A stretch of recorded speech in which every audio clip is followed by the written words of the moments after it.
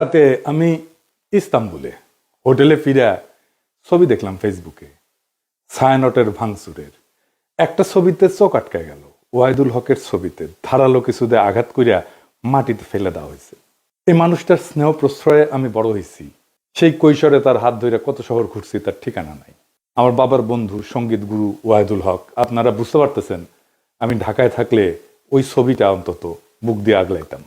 ছাত্র ইউনিয়ন সিপিবিআর ওয়াহিদুল হকের লেসপেন্সার হওয়ার কারণে ছায়ানটের এই ঘটনা এক বিচিত্র অনুভূতির সামনে এনে আমাকে ফেলছে।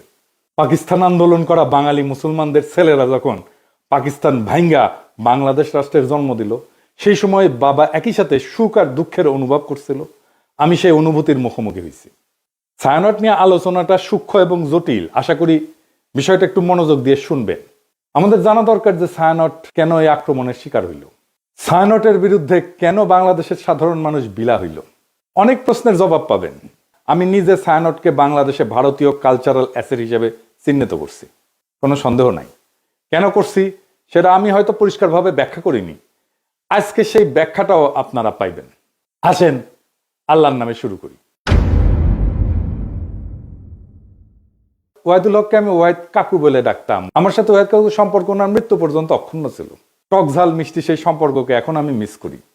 ওনার মৃত্যুর পরে আমি ফেসবুকে একটা নোট আকারে লেখা লিখছিলাম, ওয়াহিদুল হক তারুণ্যের শুভবোধনের ঋত্বিক। আমি জানি না ওই লেখাটা আমি আর খুঁজে পেলাম না, কারো কাছে যদি থাকে আমার একটু খোঁজ দিয়েন। আমার জীবনে যে বিচিত্র অভিজ্ঞতা হয়েছে, অসংখ্য মানুষের সাথে মিশছি, সেই কারণেই ভাঙ্গু সেকুলারদের কালচারাল আর পলিটিক্যাল স্ফেয়ারের অন্দরবহনের খবর আমি জানি, ক্রিটিক্যালি অ্যানালাইজ করতে পারি। তার কারণ ওই ক্ষুদ্রকাল থেকে আমার এই ওরিয়েন্টেশনের সাথে আমি যুক্ত। এই কারণে আমি জানি ঠিক কোথায় ওদের উইক পয়েন্ট আর কোথায় তাদের শক্তির দিক। তবে আমি যেহেতু গান গাইতে পারতাম না, আমি তো অসুর, মানে সুর নাই আর কি, আমি রবীন্দ্রনাথের লেখা বুঝতে চাইতাম, তার জ্ঞান তাত্ত্বিক উৎস খোঁজার চেষ্টা করতাম। জ্ঞান তত্ত্ব মানে হইতেছে আমি যেটাকে সত্য জ্ঞান বলে মানতেছি সেটা আসতেছে কোন জায়গা থেকে। এই জায়গাগুলোকে বলা হয় জ্ঞান তাত্ত্বিক উৎস বা এপিস্টেমিক সোর্সেস। দর্শনের ভাষা মানে এই গানটা কি বুঝায়, মানে ধরেন তুই ফেলে এসেছিস কারে মন মন রে আমার, তাই জনম গেল শান্তি পেলি না রে মন মন রে আমার। অথবা ধরেন প্রাণ চায় চক্ষু না চায়, মরি একিতর দুস্তর লজ্জা, সুন্দর এসে ফিরে যায় তবে কার লাগে মিথ্যায় শয্যা। মুখে নাহি নিঃস্বরে ভাস, দহে অন্তরে নির্বাক বহ্নি, ওষ থেকে নিষ্ঠুর হাস, তব মর্মে যে ক্রন্দন তন্নি। মাল্য যে দংশিছে হায়, তবে শয্যা যে কণ্টক শয্যা, মিলন সমুদ্র বেলায় চির বিচ্ছেদ জর্জর মজ্জা। আহা কি মধুর! মনে করিছেন এটা প্রেম প্রীতির গান? জিনা জিনা ভাইজান, এটা অন্য জিনিস।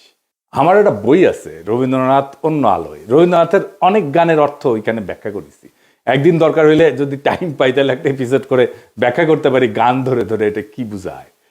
তো এই গানের অর্থ আবিষ্কার করতে করতে, তার অন্তর্গত দর্শন খুঁজে বের করতে করতে একসময় আবিষ্কার করলাম রবীন্দ্রনাথ আসলে উপনিষদ। উপনিষদ মানে হিন্দুদের প্রধান ধর্মগ্রন্থ, তার একটা। উপনিষদের কন্টেম্পোরারি বা আধুনিক উপস্থাপনাই হইতেছে রবীন্দ্রনাথ। ওয়াহিদ কাকুর সাথে আলাপগুলা করতেই পারতাম না, আমাকে এই উপনিষদ আর রবীন্দ্রনাথ সংক্রান্ত আলাপগুলা করতেই দিতেন না। একদিন আমি বললাম যে কাকু, ওই যে যদি ঝড়েরও মেঘেরও মতো আমি ধাই চঞ্চল অন্তর, তবে দয়া করো হে ঈশ্বর, এই গানটা তো ঋগ্বেদের।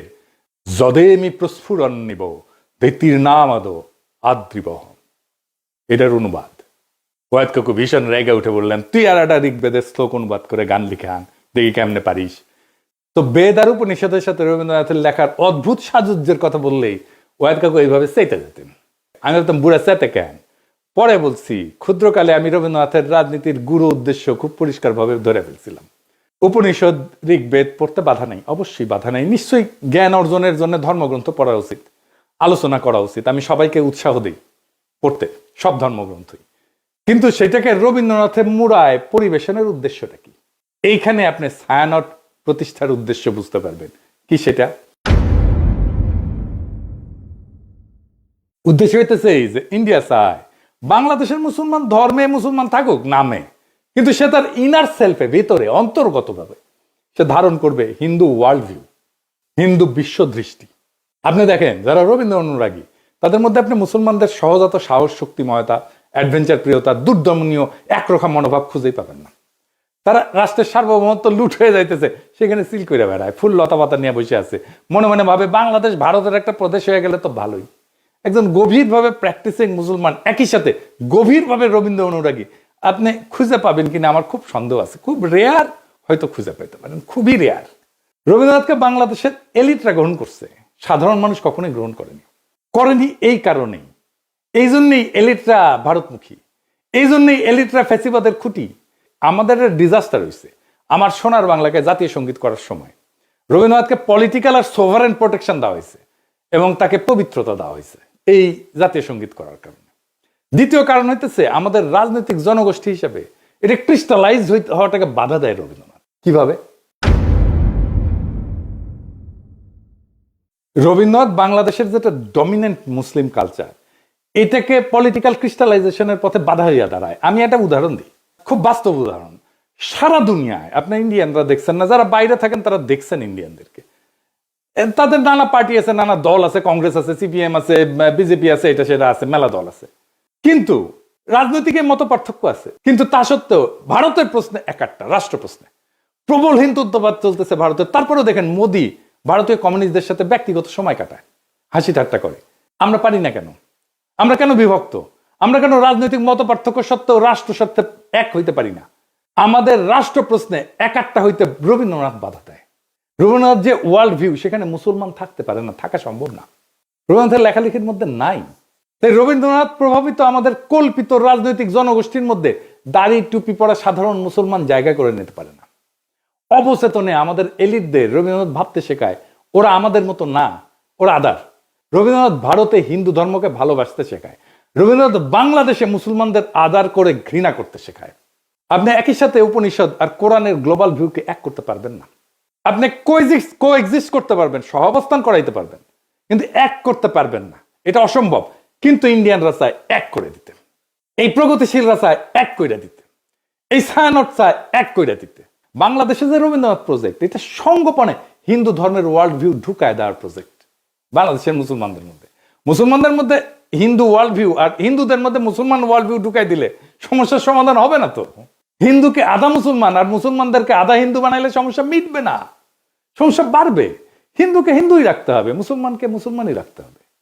দুই ধর্ম কোএক্সিস্ট করবে, একসাথে থাকবে। দুই ধর্মের ওয়ার্ল্ড ভিউ বা বিশ্ব দেখার দৃষ্টিভঙ্গি কিভাবে আলাদা, আর একটু গভীরে যায় বুঝি, সবার একটু মনে থাকবে। তাইলে একেবারে উদাহরণ দিয়া খেয়াল রাখবেন, আমি ভালো বা খারাপ বলতেছি না, কিন্তু বলতেছি আলাদা, দুইটা আলাদা। ধরেন প্রশ্নটা হইতেছে যে দুনিয়াটা কি আসলে? দুনিয়াটাকে এক না বহু? এডিটর সাহেব এটা উপরে লেখেন, দুনিয়াটা এক না বহু। এখন হিন্দু বিশ্ব দৃষ্টিভঙ্গি এটাতে বলে দুনিয়াটা বহু স্তরের, অনেকগুলো স্তর, এটা চক্রাকারে চলমান, সৃষ্টি স্থিতি প্রলয় বারবার ঘটে। সময় ঘড়ির মতো না, সময় ঘড়ির মতো সরল রেখা যায় না, বরং চাকার মতো। মানে হিন্দু ধর্মে কিন্তু মৃত্যুর পরে আবার জন্ম আছে, জন্মান্তর আছে, আবার জন্ম নেয়, এটি স্বাভাবিক চক্র। আজ যেটা হইতেছে সেটা আগে ঘটছে, একই জিনিস ভবিষ্যতেও ঘটবে, কারণ চক্রাকারে সময় চলে চক্রাকারে। তার মানে পৃথিবী বহুবার সৃষ্টি হয়েছে, বহুবার ধ্বংস হয়েছে, আবারও ধ্বংস হবে। আচ্ছা, এইবারে ইসলামী ওয়ার্ল্ড ভিউ, এখানে বিশ্ব একবারই সৃষ্টি, কিয়ামত একবারই হবে। সময় সোজা লাইনের মতো, সৃষ্টি, জীবন, বিচার, পরকাল, সিম্পল, সিরাতুল মুস্তাকিম। ইতিহাসের একটা শুরু আছে এবং শেষ আছে। এইবার আসেন মানুষ প্রসঙ্গে। মানুষ আসলে কে? মানুষ কি সোল, আত্মাটাই মানুষ, নাকি দায়িত্বশীল ব্যক্তিটা মানুষ? এখানে হিন্দু ওয়ার্ল্ড ভিউ বলে, এদিকে লেখেন, মানুষ মূলত আত্মা, আত্মন বলে সংস্কৃতে। শরীর বদলায়, আত্মা থাকে। আত্মার লক্ষ্য হচ্ছে মুক্তি বা মোক্ষ। আমি এটা মুক্তিযুদ্ধ নিয়ে একটা আলাপটা করছিলাম। এই জগৎ থেকে বাইরে যাওয়ার সহজ উদাহরণ, কারণ এই চক্রের মধ্যে আপনি যখন ঢুকে গেছেন, বাইরে যেতে পারলে আপনার মোক্ষ ঘটে না। আপনি একটা পোশাক খুলে আর একটা পোশাক করলেন, পোশাক বদলাইলেন, কিন্তু আপনি বদলাইলেন না তো, তাই না? এই আত্মাই আসলে শরীর বদলায়। আমার মধ্যে যে আত্মা আছে হিন্দু ধর্ম অনুযায়ী, এই আত্মা অনেক দিন থেকে চলে আসতেছে, আমার শরীরে আছে। এখন আমার শরীরটা মরে যাবে, কিন্তু আত্মা বেঁচে থাকবে। এই আত্মা আর একটা শরীরে ঢুকবে, নতুন জন্মের মধ্যে দিয়ে, এটাই জন্মান্তর। ওই জন্মে আমি কি হব, সেটা হবে আমি এই জন্মে যত পাপ বা পুণ্য করছি সেটার উপরে ভিত্তি করে আমি বড় লোক হব, গরিব হব, ব্রাহ্মণ হব, শূদ্র হব, যেটা খুশি। এবার ইসলামী ওয়ার্ল্ড ভিউ, মানুষ একক এবং অনন্য ব্যক্তি এবং এই একটাই জীবনের একমাত্র সুযোগ, এটাই লক্ষ্য। জবাবদিহির মাধ্যমে ন্যায় ভিত্তিক জীবনযাপন করে আমি পরকালে অক্ষয় শান্তি লাভ করতে পারি। এখানে কোনো সেকেন্ড চান্স নাই। আচ্ছা, ভালো কাজ মন্দ কাজ এটা কিভাবে কাজ করে Hindu world view? Hindu world view এটা কর্মফল, মানে আমি যা কাজ করি সেইটার ফল, এটার ভালো মন্দের ফল স্বয়ংক্রিয়, এটা কেউ বিচারক না। কিন্তু দেখেন সেকুলার এবং বামপন্থীরা ওরা কিন্তু একটা কথা বলে, কার্মা ইজ এ বিচ, এই কথা বলে না, মানে কর্মফল। বুঝছেন, ওরা যে আসলে হিন্দু কালচারটাই নেয় সেটাই হচ্ছে এই কথা। দেখেন অনেকে এটা বলে, আপনি দেখবেন এই আওয়ামী লীগ টাওয়ামী লীগ বাম টাম এগুলা যারা আছে প্রগতিশীল তারা এটা বলে কার্মা ইজ এ বিচ। তার মানে কর্ম আসলে ফলটা দেয়, কর্মই ফলটা দেয়। আমি যেটা করতেছি এটাই ফল দেবে। ফল পেতে এই জন্মে না হইলেও পরের জন্মে আমি ফল পাবো। এমন একটা পাপের জন্ম হবে পরের জন্মে, ওইখানে যে আমি আমার এই আজকের কর্মের ফলটা আমি ওইখানে পাবো, এটা কর্মফল। ইসলামী ওয়ার্ল্ড ভিউটা কি? ভালো মন্দের নৈতিক হিসাব আছে এবং বিচারক খোদা তাআলা, আল্লাহ তাআলা। ইচ্ছা, নিয়ত, প্রেক্ষাপট, এখানে সবকিছু বিবেচনায় আছে, ভালো মন্দের বিবেচনায়। 4 নাম্বার, সমাজে আসলে বৈষম্যকে কিভাবে দেখা হয় হিন্দু ওয়ার্ল্ড ভিউ। হিন্দু ধর্মে তো আপনি জানেন যে জাতিভিত্তিক ভাগ আছে আর কি, মানে ব্রাহ্মণ সবার উপরে, শূদ্র সবার নিচে, আমি বলে ব্রাহ্মণ, এটা মাথায় রেখে। তো যাই হোক, এই যে বর্তমান অবস্থা, এইটা পূর্বজন্মের ফল হিসেবে দেখা হয়। আমি যদি এই জন্মে খারাপ কইরা থাকি আর কি, তাহলে এটা আমার পূর্বজন্মের ফল। আমি যদি এই জন্মে ভালো কইরা থাকি, তাহলে আমি পূর্বজন্মে অনেক পুণ্য করছিলাম, সেই জন্য এই জন্মে ভালো করেছি। সো হিন্দু ওয়ার্ল্ড ভিউয়ে মানুষ উঁচু নিচু জাত হয়ে জন্মায়, জন্ম থেকেই সে উঁচু বংশের অথবা নিচু বংশের। এইবার ইসলামী ওয়ার্ল্ড ভিউয়ে কি বলে? মানুষ জন্মগতভাবে সমান, সমান মর্যাদার। এইখানে যে ধনী গরিব বা মানুষের কষ্ট আছে, এটা একটা পরীক্ষা, এই অজগতে পরীক্ষা। এবং ইসলাম ধর্মে অন্যায় দেখলে নীরব থাকাটা পাপ, গুনাহ। 5 নাম্বার, মানুষের আসলে ডেস্টিনি কি, শেষ লক্ষ্য কি? হিন্দু ওয়ার্ল্ড ভিউ কি বলে? মানুষের শেষ লক্ষ্য হচ্ছে এই জগতের বন্ধন ছিন্ন করা। মানে এই যে চক্রাকারে যে চক্রের মধ্যে পড়ে গেছি না, ওই যে বলে না চক্করের মধ্যে পড়ে গেছি, এইটাই হইতেছে হিন্দু ওয়ার্ল্ড ভিউ। চক্করের মধ্যে পড়ে গেছে, এখান থেকে চক্কর সেটা বাইরে হয়ে গেলে এটাই হচ্ছে মুক্তি। এই সংসার মায়া, চূড়ান্ত শান্তি হচ্ছে বিশ্ব থেকে মুক্তি। আমি আর জন্মাবো না এসে আর একবার। আপনি আতুর ঘরের কথা শুনছেন না? আগে ছিল কিন্তু এখন নাই। আতুর ঘরে যখন হিন্দু রমণী সন্তান সম্ভব হয়, তখন একটা ঘরের এক কোনায় একটা জায়গায় আলাদা একটা ঘর বানানো হয়, ওইখানে সন্তান জন্ম দেয়। কেন?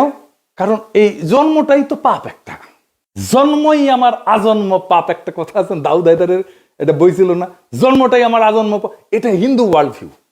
তাই জন্মটা যেহেতু পাপ এবং জন্মটা যেহেতু অপবিত্র, সেজন্য তাকে দূরে রেখে জন্মটা দিতে হয়।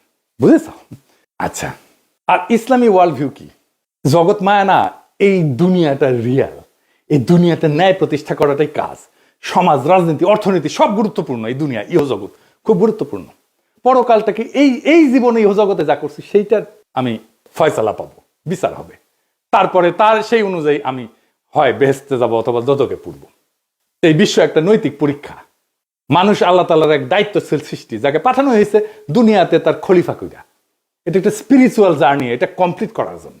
কমপ্লিট হয় হাসরের ময়দানে বিচারের সামনে যায়। এখন প্রশ্ন হইতে পারে, তাহলে কি হিন্দু মুসলমান একসাথে একটা রাষ্ট্র বা সমাজে থাকতে পারবে না? হিন্দু মুসলমান দুই ধর্মের মানুষ কিভাবে তাদের স্বাতন্ত্র্য বজায় রেখে একসাথে শান্তিতে থাকতে পারবে? সেটার রাজনৈতিক সমাধান বের করতে হয় তো রাষ্ট্রকে। এর চাইতে বড় কাজ তো ভারতীয় উপমহাদেশে আর নাই। কিন্তু আগে সিদ্ধান্ত নিতে হবে, আমরা শান্তিতে থাকতে চাই। সিদ্ধান্ত নিলে পথ বের হবে, পথ আছে। চালাকি কোনো সমাধান না, সমাধান চালাকি করে বের করা যাবে না। হিন্দুকে আধা মুসলমান বা মুসলমানকে আধা হিন্দু বানায় না, এটা হবে না। এইটা করতে থাকলে একটা অনিবার্য রক্তাক্ত সংঘাতের দিকে আমরা যেতে থাকবো, সমস্যার সমাধান করবে না, আর কঠিন জটিল সংকটের দিকে জাতিকে নিয়ে যাবে। শুধু জাতিকে না, ভারতীয় উপমহাদেশকে নিয়ে যাবে। কিভাবে সম্ভব? একটা ছোট্ট উদাহরণ দিয়ে বলি। দেখেন, আমরা যে ধর্মই পালন করি না কেন, রাস্তায় ট্রাফিকের লাল লাইট দেখলে তো সব ধর্মের মানুষ দাঁড়াই, তাই না? বিবাদ হইলে তো একই আদালতে যায় সব ধর্মের মানুষ ফয়সালার জন্য, তাই না? আমরা তো ভোট দিতে হইলে, নেতা নির্বাচন করতে হলে একই ভোট সেন্টারে যাই ভোট দিতে সব ধর্মের মানুষ, তাই না? এটাই নাগরিক হিসেবে একসাথে থাকা। নাগরিকত্বই আমাদেরকে একসাথে বাঁধবে। স্পিরিচুয়াল জার্নি না, আমার ওয়ার্ল্ড ভিউ না, আমার নাগরিকত্ব, আমি যেই যেই জায়গায় আমরা নাগরিক হিসেবে আমি শেয়ার করি সেই জায়গাটা আমাকে বাঁধবে। যাই হোক, আগের আলাপে ফিরে আসি। ছায়ানট নিয়ে বাংলাদেশের মানুষ চূড়ান্ত বিলা হয় 2018 সালে। হ্যাঁ, 2018 সালে যখন বাংলাদেশের মানুষের চোখে স্পষ্ট হয় মোদির সাথে ছায়ানটের সম্পর্ক। কেন ছায়ানটে হামলা হইলে মোদির বিজেপি বাঙালিদের জায়গায় উঠতে বলে? এটার উত্তর কি দেখছেন? ছায়ানটে হামলা, বাঙালিদের জেগে উঠতে বলল মোদির বিজেপি। কেন? কারণটা হইতেছে 2018 সালে ভারত সরকারের পুরস্কার পায় ছায়ানট। স্বয়ং মোদি অভিনন্দন জানায়। শুধু অভিনন্দন না, ছায়ানটের এই ভারত রাষ্ট্রের পুরস্কার, যার জুরি বোর্ডের চিফ ছিল স্বয়ং মোদি, সেই পুরস্কার না আসলে একটা গুরুতর নৈতিক এবং রাজনৈতিক ভুল। এটা কোনো ভারত বিরোধী আবেগ না, এটা রাষ্ট্রীয় সহিংসতা, জনগণের স্মৃতি এবং সাংস্কৃতিক প্রতিষ্ঠানের নৈতিক সীমা, এই তিনটার সংঘাত। কিভাবে? রাষ্ট্রীয় পুরস্কার কিন্তু কখনো নিরপেক্ষ না। রাষ্ট্রীয় পুরস্কার মানে এই প্রতিষ্ঠান আমাদের রাষ্ট্রের নৈতিক এবং সাংস্কৃতিক বয়ানের অংশ। এটা কোনো ব্যক্তিগত শিল্পীর সম্মান না, এটা রাষ্ট্রীয় বৈধতার অংশীদারিত্ব। পৃথিবীর বহু মানুষের কাছে মোদি গুজরাটের কসাই নামে পরিচিত। এটা রাজনৈতিক গালি না, এটা একটা নৈতিক অভিযোগের একটা প্রতীকী নাম। বাংলাদেশে মোদি অসম্ভব ঘৃণার পাত্র। বাংলাদেশে মোদি বিরোধিতা কোনো বিমূর্ত বিষয় না, বাস্তব ঘটনা। 2021 সালে মোদি বাংলাদেশে সফরের বিরুদ্ধে ব্যাপক গণপ্রতিরোধ হয়, পুলিশের গুলিতে সংঘর্ষে বহু মানুষ মারা যায়, শহীদ হয়। সাধারণ মানুষ এটা প্রতিরোধ করছে। কেউ এটা অস্বীকার করলে সে ইতিহাস অস্বীকার করতেছে। এখন প্রশ্ন হইতেছে, যে ব্যক্তির আগমনের বিরুদ্ধে বাংলাদেশের মানুষ জীবন দেয়, তার নেতৃত্বাধীন জুরি বোর্ডের মনোনয়নের পুরস্কার নেয় একটা রাষ্ট্রের কাছ থেকে, ছায়ানট এটা কিভাবে সংস্কৃতি বলে চালায়? আর সেই রাষ্ট্রের কাছ থেকে, যেই রাষ্ট্রের বর্তমান সরকার মুসলিম নিধন, নাগরিক বঞ্চনাকে স্বাভাবিক করে তুলছে, কাশ্মীর থেকে দিল্লি সব জায়গায় এটা প্রমাণ আছে। এই দুই অবস্থান। এখন ছায়ানট তো বলতে পারেন আমরা রাজনীতি করি না, এ দাবি আর টেকে না। এই যুক্তিটা সবচেয়ে বড় ভণ্ডামি। কারণ রাষ্ট্রীয় পুরস্কার গ্রহণ করে একটা রাজনৈতিক কাজ। রাজনৈতিক ক্ষমতার কাছ থেকে সম্মান নিলে আপনি রাজনীতির ভেতরে ঢুকে পড়েন। রাজনীতি করি না বলার তখন সুযোগ থাকে না। রাজনীতি করি না বলার সুযোগ একদম শেষ হয়ে যায়। রাজনীতি না করলে ওই পুরস্কারটা প্রত্যাখ্যান করতে হয়, গ্রহণ করলে রাজনীতির দায় নিতে হয়। তো মোদি কেন ছায়ানটকে বন্ধু মনে করে বুঝতে পারতেছেন তো? এটা তো কোনো কাকতাল না। এই প্রশ্নটা সবচেয়ে ভয়ঙ্কর। মোদি ছায়ানটকে বন্ধু মনে করে কারণ ছায়ানট ভারতীয় সাংস্কৃতিক হেজিমনিকে বাংলাদেশে ফেরি করে।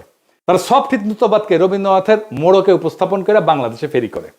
ছায়ানট তার একটা নিরাপদ সাংস্কৃতিক প্ল্যাটফর্ম হয়ে উঠছে, যাকে ভারত রাষ্ট্র তার মতাদর্শিক সফট পাওয়ার হিসাবে ব্যবহার করতে পারে, স্বীকৃতি দেয়। এইটাই তো বাংলাদেশের মানুষ দেখছে। তো ছায়ানট কি করতে পারত? পুরস্কার প্রত্যাখ্যান করতে পারত। ইতিহাসে অসংখ্য উদাহরণ আছে যেখানে পুরস্কার গ্রহণ না করাই নৈতিক অবস্থান হয়ে ওঠে, প্রত্যাখ্যানই প্রতিষ্ঠানকে সম্মানিত করে। ছায়ানট যদি বলতো বাংলাদেশের জনগণের স্মৃতি এবং রক্তের ইতিহাসের কারণে আমরা এই রাষ্ট্রীয় পুরস্কার গ্রহণ করতেছি না, সেটাই হয়তো সবচেয়ে শক্তিশালী সাংস্কৃতিক বক্তব্য, সবচেয়ে বড় নৈতিক শিক্ষা, সবচেয়ে বড় আন্তর্জাতিকভাবে সম্মানজনক অবস্থান এবং দেশের মানুষের ভালোবাসা পাওয়ার রাস্তা। আপনি বাংলাদেশে কাজ করেন, মোদি কেন আপনাদের বাহবা দেয়? কেন দেয়? এই প্রশ্নের জবাব দিতে হবে না? বাংলাদেশের মানুষের সাথে আপনার কন্ট্রাক্টটা কি? সোশ্যাল কন্ট্রাক্ট কি? আপনি সমাজের রাষ্ট্রে কি অবদান রাখছেন, একটা প্রতিষ্ঠান করছেন, বাংলাদেশের সাথে আপনার কন্ট্রাক্টটা কি? বাঙ্গু সুশীলদের সফট হিন্দুত্ববাদের দীক্ষা দিচ্ছেন, আর যে রাষ্ট্রেরা মানুষের মৃত্যুর স্মৃতিতে বাংলাদেশে ঘৃণার প্রতীক, তার হাত থেকে সম্মান নিচ্ছেন। লজ্জা লাগে না? সমাজ তো হঠাৎ করে পাগল হয়ে যায়নি, মানুষ হঠাৎ করে সংস্কৃতি বিরোধী হয়ে ওঠেনি। এটা জমে থাকা একটা দীর্ঘ বিচ্ছেদের বহিঃপ্রকাশ। বাংলাদেশের মানুষ এমন ছায়ানট চায় যে তার দুঃখে কাঁদে, তার স্বপ্নে সহযাত্রী হয়, তার কল্পনার ভাষা হয়ে ওঠে। বাংলাদেশের মানুষ এমন ছায়ানট চায় যে মোদির অখণ্ড ভারতের কল্পনাকে রবীন্দ্রনাথের সুরে ঢেকে দেয় না, বরং সুরে ফেলে দেয়। যদি ছায়ানট নিজেকে সেইভাবে পুনর্গঠন করতে পারে, জনগণের স্মৃতি, ক্ষত আর আকাঙ্ক্ষার পাশে দাঁড়াইতে পারে, তাইলে ছায়ানট আবার উঠে দাঁড়াবে। আর যদি তা না পারে, যতই মানববন্ধন করেন, গান আর প্রতিবাদ করেন, ইতিহাস তাকে ভাঙবে না, মানুষই তাকে ছেড়ে যাবে। আপনি ছাত্রই পাবেন না, কেউ আর গান শিখতে আসবে না, কেউ আর সেখানে নিজের স্বপ্ন খুঁজবে না, কেউ নিজের কল্পনার সাথে ছায়ানটকে জুড়বে না। আপনার কালচারাল লেজিটিমেসি কোলাপস করতেছে। কারণ সংস্কৃতি টিকে থাকে মানুষের ভালোবাসায়, মানুষের মধ্যে, গণমানুষের মধ্যে, রাষ্ট্রের বাহবায় না।